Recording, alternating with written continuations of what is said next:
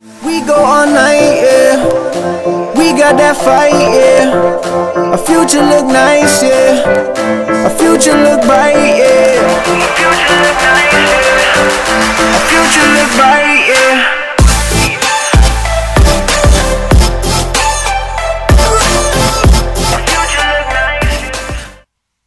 Hey everybody, happy Tuesday and welcome to Milwaukee Live. I'm Brittany, your host, and today I have the brewmaster. His name is Jimmy from City Lights Brewing Company. Thanks for meeting with us today, Jimmy. Thanks for having me. Cheers. Cheers. So, we have a lot of really cool things to talk about, the whole City Lights Brewing Company, the history and whatnot. And I actually got to spend some time there yesterday hanging out with your dad. So why don't we just kind of roll that clip real quick so everybody can see what it's all about. Brewing Company, let's check them out.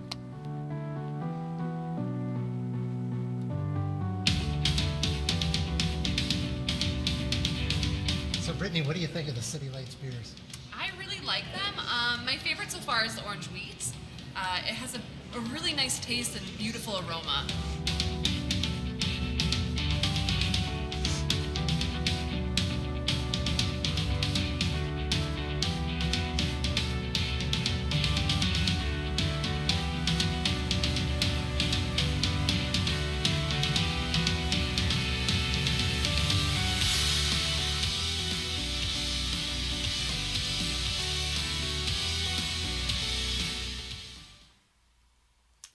So, as you guys can see, the building is absolutely beautiful, but let's first talk a little bit about the history.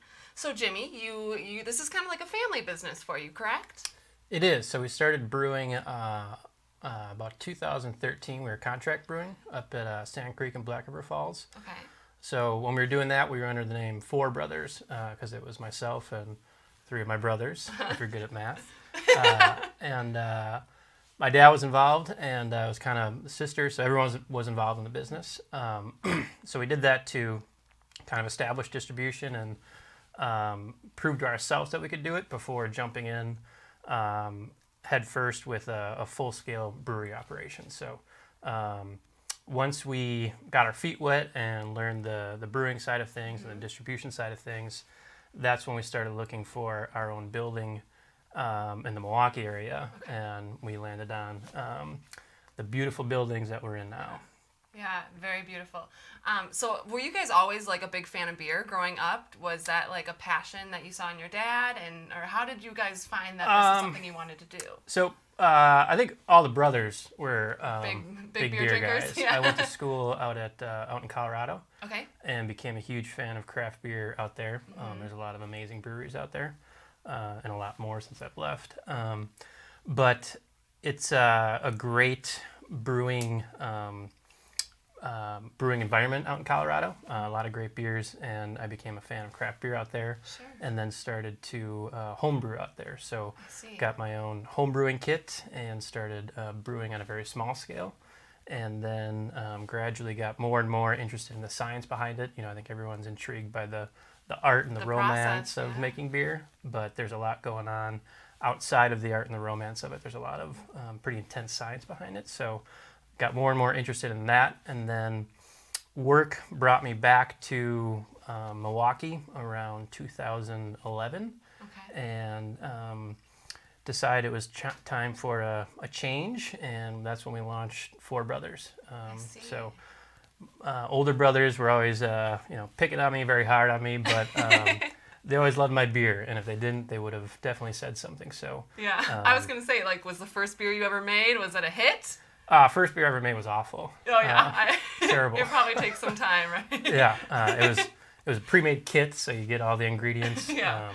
And then brew it, but gradually got better and better and better. And yes, they have gotten very good. Yes. Yeah, let's talk a little bit about what I'm drinking here. This is the coconut porter. It's absolutely delicious. So we launched with our four core beers right here. We have our Amber Ale, our IPA, our Session IPA, and our Brown Ale. I think one unique thing about us is we don't name our beers. We wanted our beer to speak for itself. Oh, okay, sure. And one of my pet peeves is going into a liquor store or a craft beer store, and you see all these amazing artwork, which is really cool, but you got no idea what's inside of the bottle. So we wanted to have some really clean packaging that really talked to the consumer about what style of the beer it is, and then once they taste it, then they know that it's a solid quality, consistent beer. So we launched those first 4, and those were the first 4 that we packaged, and then we started expanding our offerings in the tap room and in bars across the city and even the state now. So the beer you're drinking is our coconut porter. We had a lot of requests for a porter or a stout, and this was happening early spring. Okay. And I didn't want to come out with a super heavy, super thick porter or stout that was going to be available, late spring, early summer. So I wanted something that would please the porter and stout fans, but also be a little bit more palatable than a heavy porter or stout in the hot summer months, but still enjoyable as a porter or stout later in the year. So came up with the idea of a coconut porter. Sure. So it's a little bit lighter in body. It's a little bit lighter in alcohol content. We use some base malt in there called Maris Otter. It's going to be a little more richness to it. And all the dark malt we use in there is debittered, so there's not a whole lot of astringency or bitterness to it. So it's a very... Probably why I like it so much. Yes. It's a very approachable beer, a very drinkable beer. It really is. And we also have a half a pound of grade A Madagascar vanilla beans in there, which kind of... you don't get the flavor a whole lot, but it's more of a back note that kind of rounds everything out. Yeah. And there's 20 pounds of toasted coconut in there that I actually toast in my kitchen at home. Really? Yes. Which Wow. takes quite a while. It takes about... And you said, we had talked a little previous, you have a family. Yep. So when it's coconut toasting day, is everybody helping out in the kitchen? Or? The kids are in bed by that time. Okay. So my wife and I toast the coconut. It takes close to 4 hours to toast it all, and about 4 days for the smell to finally leave the house. Which I imagine isn't a bad thing. It's not a terrible thing, but yeah. After the first day, it gets a little old. A little old, yeah. So how often do you have to toast coconut to make this? So we did, we've only done 2 batches, and we weren't planning on doing many more batches, but the response to the coconut porter has been a little crazy, to tell you the truth. We were just at a brew fest this weekend, and it went over extremely well, and we actually ran out of beer an hour and a half before the event ended, because everything was going. So it was cool. Yeah, it was cool. We've only been open since February 1st, so yeah, that's a whole nother thing. This is an extremely new brewery. Yeah, so to have that kind of response already to some of our beers is pretty awesome. But we just brewed it again a couple weeks ago, and we're actually going to put that in a can. So that'll be the first new batch that we can. Those will go into 16-ounce 4-packs, which should be available in the next 2 to 3 weeks in retail. That is so great. Yeah. Let's talk a little bit about what you're drinking, the orange wheat. I did comment in the video that the orange wheat was really good, and the smell, or the aroma. Excuse me, your dad corrected me. It's the aroma. I don't want to sound like I don't know what I'm talking about. The aroma of the beer is I pleasant. coached him well, so it's good to know that he coached you well. Yes, he did. He passed on the knowledge. Yeah, so this is an orange wheat. So we work with, we're actually very fortunate to work with a guy by the name of Dr. David Ryder. So Dr. David Ryder's history, he's from overseas. He's worked at a lot of different breweries, a lot of very big breweries, most notably Stella Artois, and probably most notably Miller Brewing Company. So he was the head of brewing quality and innovation at Miller for the past 22 years and retired just over a year ago.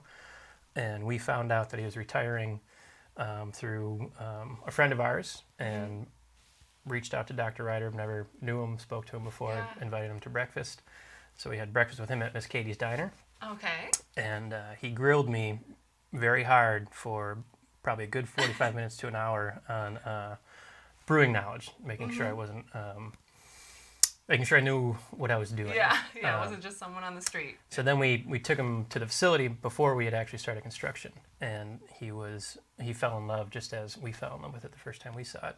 So he came on board as our Chief Innovation Officer. So we've done 2 collaboration beers together. The first was a lemongrass wheat ale, which was based on a historical. Also very good. Yeah, based on a historical recipe, and then this orange wheat, which was based on a historical recipe as well, called London Ale, that we've modernized a little bit with some modern hops. One really cool thing we did with this beer, we were able to, I was able to get a heritage malt from Weyermann, which is a malting facility overseas. And it's floor malted wheat, so it's the way they traditionally malted. And so we've got that historical side of the beer, but also the new age hops. And it's just got a really nice flavor. It's a very nice summer beer. It's 4.7%. It's about 25 IBUs. And it tastes like you're biting into an orange or a clementine. It really does, And it's got some really awesome hops in there that come through as well. So I think it's still very well balanced. But just a delicious summer beer. And the way you guys present your beers too, it was really nice. The flights that we had yesterday, the way the board, you guys made those obviously, correct? Yeah, so that was actually our landlord's wife made those for us. Look at that! Yeah, they were beautiful. It was a beautiful way to present everything. Yeah. One of the things we really wanted to do. I mean, the buildings are beautiful in and of themselves. So the quick history of the building. Yeah, let's talk about the building, because it's a beautiful building. So the way we got our name City Lights, the buildings were built in 1902 by Eschweiler, who is a famous local architect, and he was commissioned to build it to do the Milwaukee Gaslight Company. So the property that we're on, there was actually a few more buildings, but every building on the property played a role in powering the city lights in Milwaukee. So it was a coal gasification plant that powered all the city lights, hence the name City Lights. Yeah.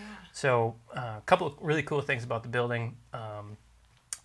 The steel in the building is some of the first steel that Carnegie ever exported out of Pennsylvania. Yeah, your dad was saying that somewhere there might be a signature on something, but you haven't found it yet. We have not found it yet. We're looking diligently, but haven't found it. And then in the production area, there's a whole bunch of, it looks like subway tile, but it's actually glazed brick. That was probably one of my favorite things that I found out about it. It's just, that was one of the first things I gravitated to when I walked in. I touched the walls. I was like, oh, this is so pretty. They're beautiful. And they're, hand glazed bricks from Tiffany Company. Yeah, so Tiffany, I found out, if the internet is 100% true, Tiffany and Carnegie did a lot of projects together. So it's the steel and the brick look pretty awesome next to each other. Yeah. So we wanted to maintain, back to the tasting flights, we wanted to maintain that feeling of 1902. When you walk into the tap room, you're kind of walking back into 1902, 1903.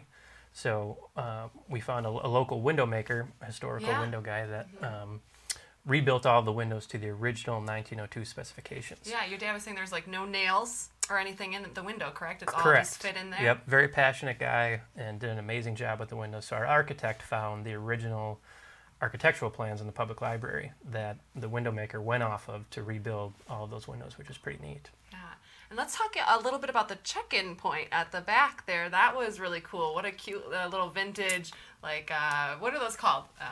They're kind of time clock. Time clocks, yeah. Yep. So for you to, if you were an employee, or if you're just a visitor visiting, that's the whole idea behind it now. Do you want to chat a little bit about that? Yeah, so another thing to kind of bring you back to an earlier era, we have that time clock where guests can come in and clock in, so they mark their hours, and then we track those monthly, and then the winner each month gets a special prize. So we have a prize for first, second, and third place every month, and just kind of a fun thing for people to do instead of a mug club or something that.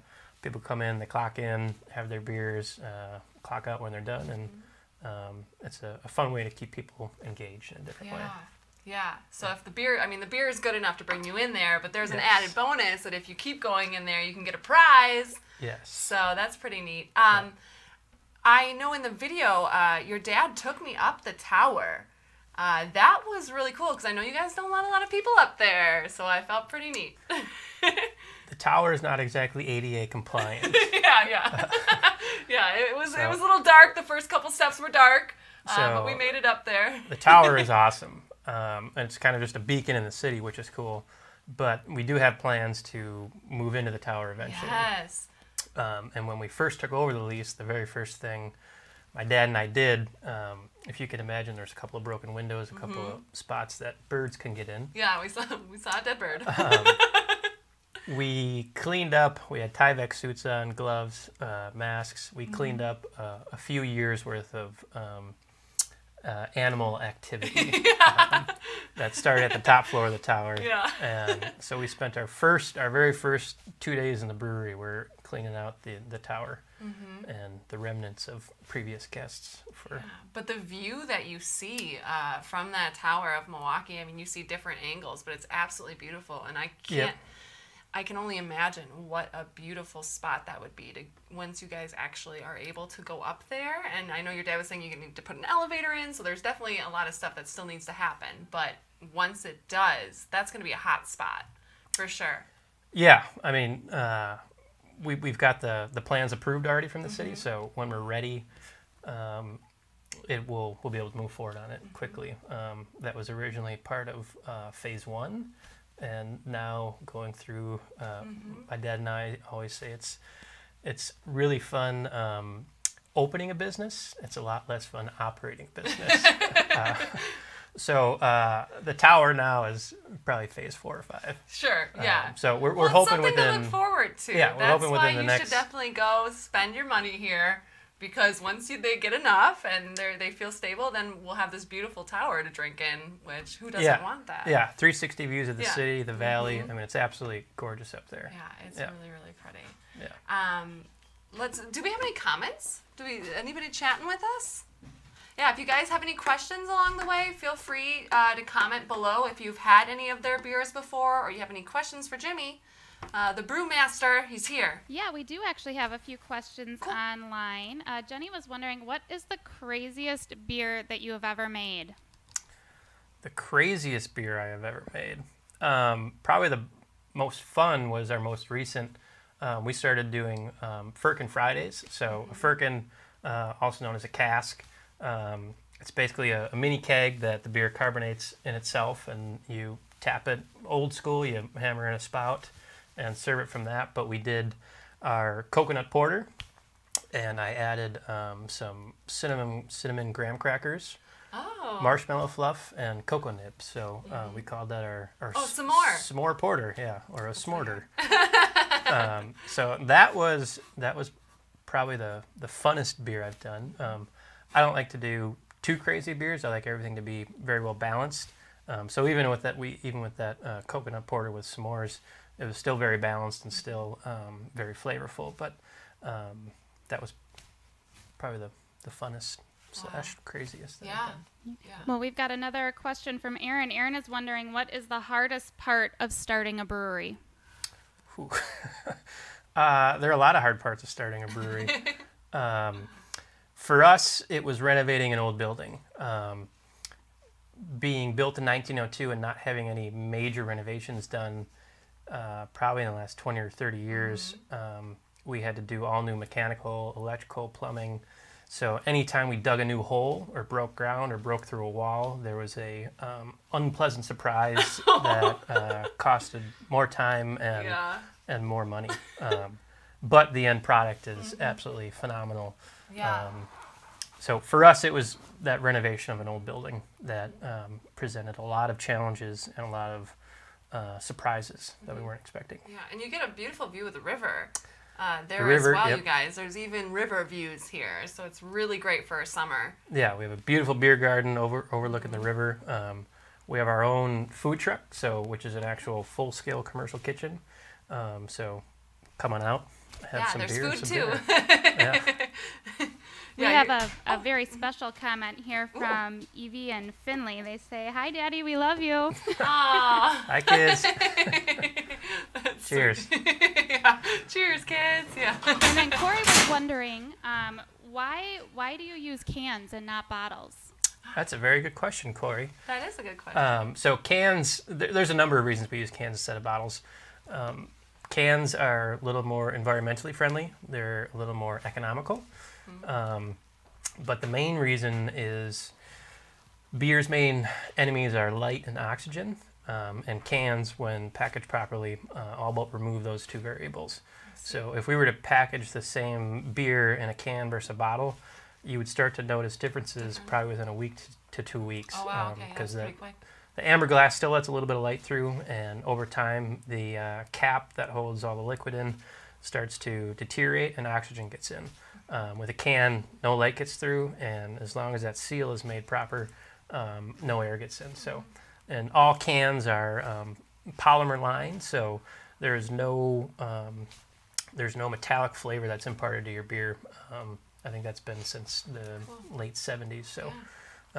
Cans, the only metric they don't win in is consumer preference. If you go out east or out west, you see majority craft breweries are doing cans now. A lot of those trends kind of trickle their way into Milwaukee, even though we were once the brewing capital of the world. It's kind of backwards now. But I think craft fans, craft enthusiasts are now being accustomed to drinking out of cans versus bottles. Sure. It was kind of funny when I was hanging out with your dad and we went into one of the coolers or somewhere, I can't remember, it was such a big building, but there were a bunch of kegs and they were upside down, and your dad like made this joke to me. He was like, hey, they printed a bunch of them upside down, and me just believing that what he was saying was true, was like, oh no. I'm like, did you get your money back? And then I realized they were just upside down kegs. But yeah, he was fun. So if you do a tour with my dad, you'll eventually be able to give the tour with the same jokes. He's got a few solid jokes. Does he pull jokes. those ones out on a lot of people? Yes. Okay, well, it was a good one. It got me, that's for sure. It works on a lot of people. So yeah. Well, good. Well, then I don't feel so silly that's about why they're it. recycled. Yeah. We got a couple more questions here online. Casey is wondering where she can buy your products, and Megan asks, when you aren't drinking a brew from your own brewery, do you have a favorite from any other local craft breweries in Milwaukee? So where we're available at all the metro area pick and saves, Ray's, Otto's, Discount Liquor, a lot of little mom and pops, Sendik's, and then a lot of different bars and restaurants on tap throughout the city. Great. We do have distribution in Madison, Racine, Kenosha, starting to work our way up into the Fox Valley, Green Bay area, Oshkosh, Eau Claire. So our focus on distribution so far has been getting Milwaukee under control, and then spider webbing out from Milwaukee into the other markets. And as far as beers I'm not drinking when I'm drinking my own, I don't drink a whole lot of the same beers twice, so I'm always trying to try something new from other breweries. And there's a lot of great other breweries in Milwaukee, so it's a great time to be a beer drinker in Milwaukee. So there's nothing I really gravitate towards time after time after time. I'm always trying to grab what's new and just whatever floats my boat on that day.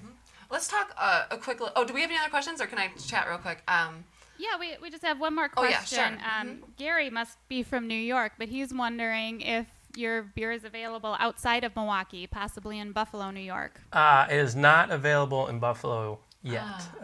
Yet. We're working. We're working on Wisconsin and growing regionally from there if it works out. Great. But thank you, Gary. Okay, the one thought I had, let's talk about some of the awards you guys have gotten, because we mentioned you've only been open for a few months, but you said Draft Magazine actually wrote a little bit about you, or? Yeah, so we have a weekly newsletter that we put out that my dad crafts. He's very good with words, and the jokes. So it's and the jokes. So there's always some good jokes and some good puns in all of his weekly emails. So that started as just kind of keeping investors and family members abreast as to what's happening during the build-out process, and that list of recipients slowly started to grow, and it's grown quite a bit now. So Draft Magazine a couple weeks ago put out a list of top 5 or 6 craft breweries to be following on social media across the country. And as you can imagine, there's quite a few breweries across the country, and we were in the top 5 of who to follow. That's amongst some pretty good company. Yeah, that's an achievement right there. Which was a cool thing to see, only being open for gosh, 5 months at the time. Yeah, that's so exciting. Is there any other awards that you guys have gotten, or? No, we haven't really put beers out in any awards. Yeah. We did win the one of the top 3 beers at Firkenfest this cool. last 2 weekends. So that was put out. And which one was that? That was a cucumber golden ale that my brewer Ryan did, and Ryan's a fantastic guy and a fantastic brewer. And we're lucky to have Ryan on our team. And unfortunately, I didn't get to taste the cucumber golden ale. But from what I hear, it left a legacy, obviously. Yes. People want more of it. I'm sure it'll come back eventually. Well, good. Yep. Yeah, obviously it was very good if people want to hear and about it more. So that's great. Yep. Is there anything else you kind of want to say about the company, about the future? Yeah, I mean, we've got, so our focus on the beer is kind of threefold: quality, consistency, and balance. So I think any beer that you have of ours, it's going to be quality, it will be consistent, and it'll certainly be balanced. Even with some bigger, bolder flavors, you can still achieve that balance. We have a phenomenal double IPA that comes in at 9.2%, 73 IBUs. So IBU is it rates the bitterness of the beer, and 73 is getting up there in that range. But that beer drinks like it's a 6% beer, which is very, very, very well balanced. So balance is something I like to achieve with all of our beers.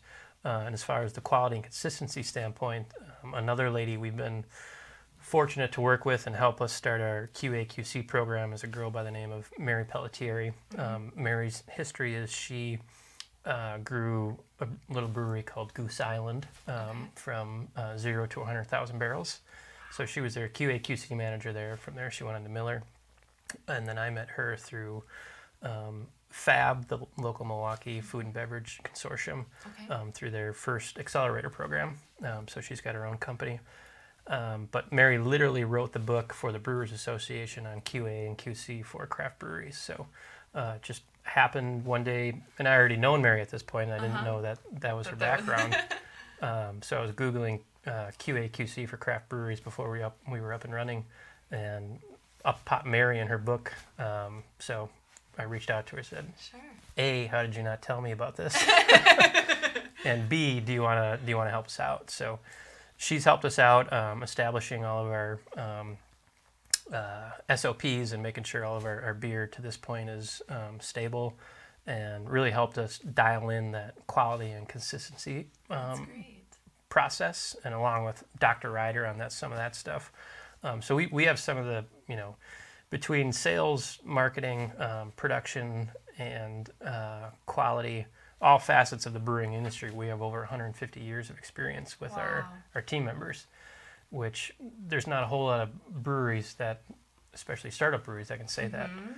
So I feel kind of humbled to be in the presence of all those people, and honored, especially because to go from what we were doing, I was home brewing 5 or 6 years ago, to contract brewing, to now working with these caliber of people is pretty awesome. What a whirlwind of change and excitement. Yeah. So, I mean, honestly, we just want to keep putting out these awesome beers and doing it consistently, so that whether you have our orange wheat on tap in our brewery or in a can, in northern Wisconsin, we want that to be the same experience. And I think we've got the people behind it and the processes behind it to ensure that actually happens. Great. So what's the address of City Lights?